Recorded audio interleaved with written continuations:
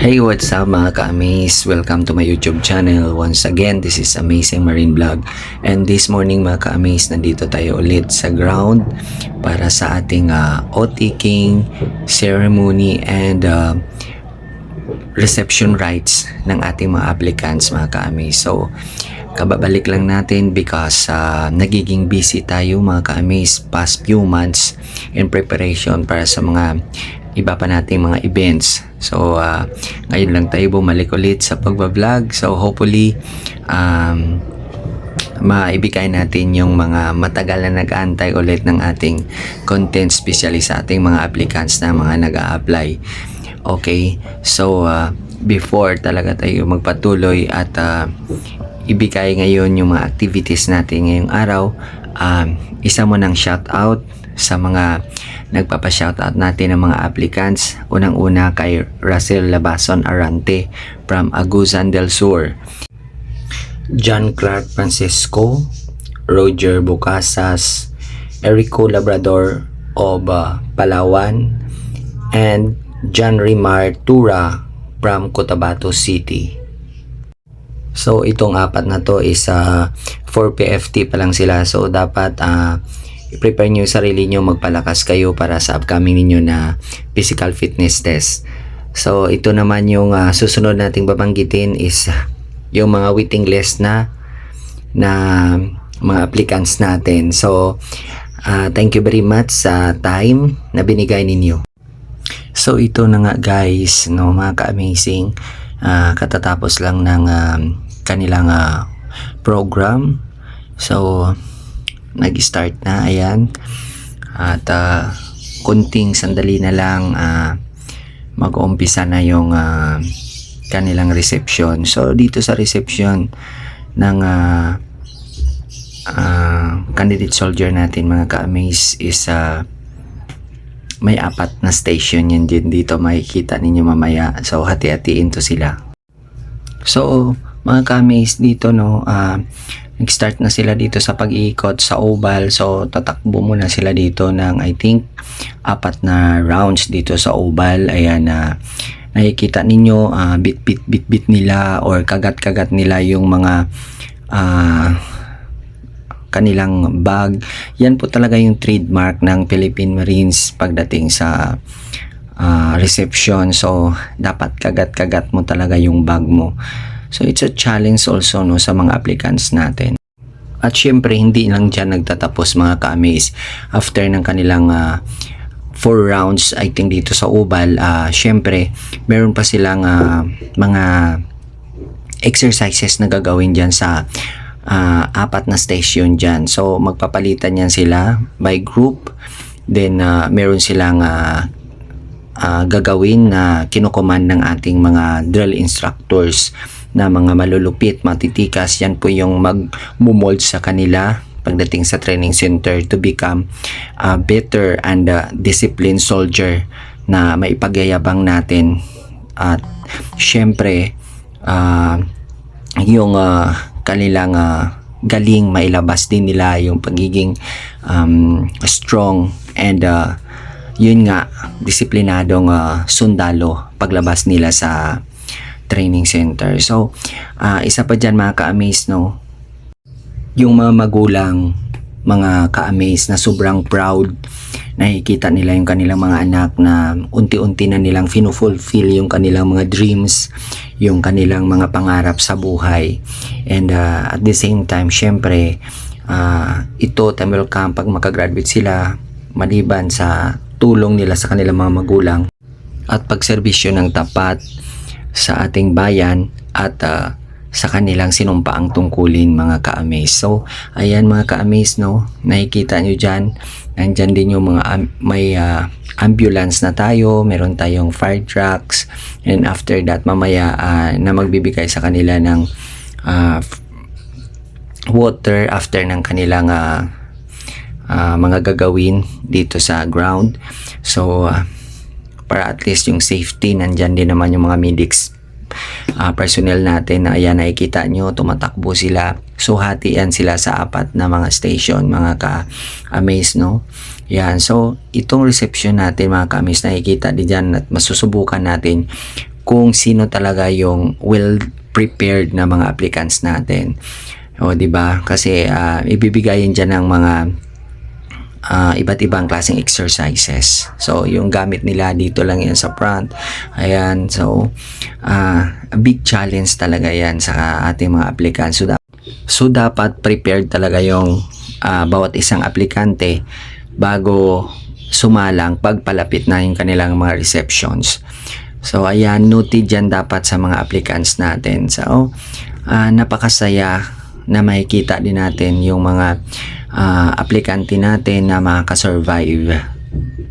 Dahil kung hindi mga ka-amaze, alam naman natin na mayroon talagang mga reserve na tinatawag na pag once na may hindi na kayanan yung reception, meron po talagang nakahanda na mga reserve natin na mga applicants para pumalit sa kanilang pwesto. So hopefully matapos nila ito mamaya mga ka-amaze, yung reception nila na makasurvive lahat at wala pong mag-back out sa reception. And of course, yun nga, walang may mga mag-collapse na pwede pang madala sa ospital at syempre at ito alam ko rin to mga ka-amaze kasi isa din po ako sa mga nagpa-PFT sa kanila at nakakasabayan ko rin ito sila mga ka-amaze sa pagtakbo dito sa Ubal. Ayan, so talagang malalaman mo na ready at handang-handa na to sila mga ka-amaze na sumalang sa training mga ka-amaze, no? At syempre napakaganda din ng panahon natin ngayon mga ka-amaze kasi nakarang araw umulan, so medyo malambot yung lupa unlike sa pag nag-summer yung reception. So sobrang mainit, sobrang matigas yung ground, kahit pa na nakikita natin na puno ito ng mga damo, pero mararamdaman pa rin natin yung mga matitigas na bato na nandyan sa ground natin. So ayan, nakikita nyo yan, lilipat na naman for another station, mag-iikotan yan sila. So hanggang makaikot yan ng 4 na ikot mga ka-amaze, no? So mamaya magbibigay din yan ng sinyalis or hudyat yung mga drill instructors natin na nagpapatunay na tapos na yung kanilang reception. So ayan, napakaganda na ng kanilang preparation, nakikita naman natin mga ka-amaze. So yung mga audience natin, lalo na yung mga magulang, yung mga relatives na nandito nagsuporta sa kanilang mga anak, pamangkin, at syempre kapatid na pumunta rito, nagbigay ng time para suportahan at mapanood itong reception rites ng kanilang mga relatives. So it can boost the morale of one applicants mga ka-amaze, no, na nakikita nila na alam nila na nandyan yung kanilang mga magulang or yung kanilang relatives na sumusuporta para sa kanila. Dito sa batch na to mga ka-amaze, mayroong 4 na babae na kasama dyan na trainee. So alam ko rin na talagang malakas na rin ito sila kasi kaya nilang makipagsabayan sa mga kasamahan nila na or kabatch nila na mga lalaki. So ito yung class nila is 510, 511 and 512. So ayan mga ka-amaze, tapos na yung kanilang reception. So na kapag banlaw na yan sila sa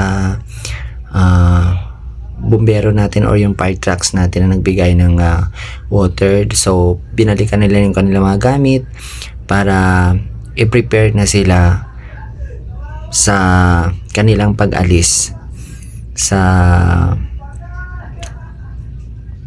camp patungong training center mga ka-amaze. So sobrang nakaka-proud lang na makita yung mga applicants natin. At syempre alam ko na yung iba dyan masayang masaya yan at proud na proud sa kanilang mga sarili na mag-uumpisa na yung kanilang trainee at saka yung kanilang pagbabago mga ka-amaze to become a real soldier na mga ka-amaze. So ayan, at magiging membro na sila ng The Few The Proud mga ka-amaze, at one of the best and one of disciplined soldier. So ayan mga ka-amaze, isa-isa na silang pinapapila ng ating mga drill instructors para kunin yung kanilang mga duffel bags, yung mga gamit na issue para sa kanila mga ka-amaze. So isa-isa to sila. Nandiyan na yung kanilang mga uniforms and everything na mga gagamitin nila pagdating sa training center. So ayan mga ka-amaze, no, yung mga bata na to, mga applicants natin or yung kaning trainee natin sa batch na ito ay tuwang-tuwa na yan sila. Masayang-masaya yung feeling nila kasi nakasurvive sila sa kanilang receptions. So panibagong hamon naman pagdating sa training center, panibagong adjustments. But yun nga, sinasabi ko, hindi mahirap yung isang bagay basta buo ang loob natin, yung pasensya natin at sumunod sa ipapagawa sa atin. Walang hindi kayang lampasan pag marunong tayong sumunod. So ayan, ito ay isang patunay sa inyo lahat mga ka-amaze at sa lahat ng mga applicants pa natin na patuloy din na nagtitiis dito sa Maynila, lalong-lalo na galing pa sila sa iba't ibang sulok or sa iba't ibang probinsya natin dito sa ating bansa, sa Mindanao, sa Visayas, so dito sa malalayong lugar, sa Bicol and everything. So ayan, tibayan nyo lang ang loob nyo sa mga challenges at hamon na dumarating sa inyo araw-araw dito sa pag-apply, kasi itong pinapasok ninyo ay hindi ito basta-basta talaga na trabaho. So kailangan yung pasensya, kailangan yung lakas, kailangan yung determinasyon para to survive. Ayan, so yung iba dyan, baon na baon yung kanilang mga karanasan, nahirap sa kanilang probinsya. That is why pinupurso talaga nila, pinipili talaga nila na pumasa, ginagalingan sa pag-apply para pagdating ng panahon matupad din nila yung kanilang ambisyon maging isang sundalo or isang military mga ka-amaze, no? So inaanyayahan natin yung mga youth yan, habang maaga pa, yung mga young ones natin na mga applicants, kung may bala kayo, gawin nyo na habang bata pa kayo, yung hindi na kayo mahihirapan pagdating ng panahon na hinahabol nyo yung mga edad ninyo, kasi malapit na yung mag overage, no? So dapat habang bata pa at qualified pa kayo, go lang, mabagsak man kayo sa pagkuha ng exam, as long as na pwede pa kayong retake lang, i-prepare nyo, palakasin kung saan kayo mahina, pag-aralan nyo, lagi nyo motivate ang inyong sarili para mag-improve. Ayan, huwag kayong umasa sa mga tulong ng iba, kundi asahan ninyo sanayin ninyo yung inyong mga sarili na sa inyong pamamaraan kaya nyo mag-improve. So motivation lang yan mga ka-amaze, no, sa mga applicants natin. So ayan, maraming salamat sa walang sawang pagsuporta, syempre kay Amazing Marine Vlog mga ka-amaze. See you again mga ka-amaze on my next video.